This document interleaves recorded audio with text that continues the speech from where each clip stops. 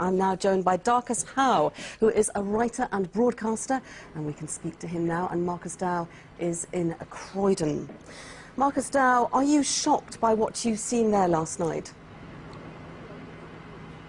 No, not at all.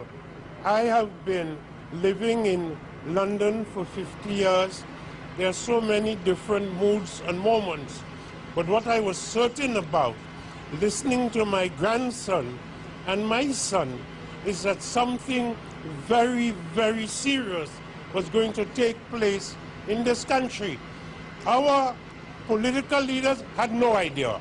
The police had no idea. But if you looked at young blacks and young whites with a discerning eye and a careful hearing, they have been telling us, and we would not listen, that what is happening in this country to them is Mr. wrong. Howe, if I can just stop you, Mr. Howe, for a moment. You say you're not shocked. Does this mean that you condone what happened in your community last night? I condone, of course not. What I'm going to condone it for, what I'm concerned about more than anything else, there is a young man called Mark Duggan. He has parents, he has brothers, he has sisters, and few yards away from where he lives, a police officer blew his head off. Well, Mr. Howe, we have to...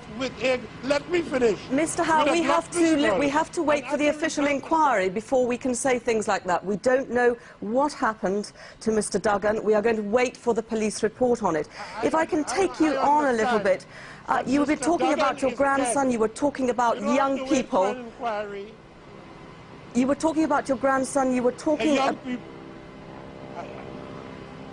They have been stopping and searching young blacks for no reason at all.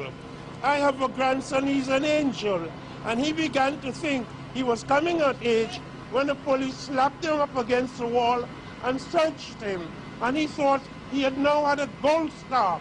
I asked him the other day, apropos of a sense that something was going seriously wrong in this country. I said, how many times have the police searched you? He said, Papa, I can't count. There's so many times. Mr. Howe, that may well have happened, and if you say it did, I am not to gainsay you, but that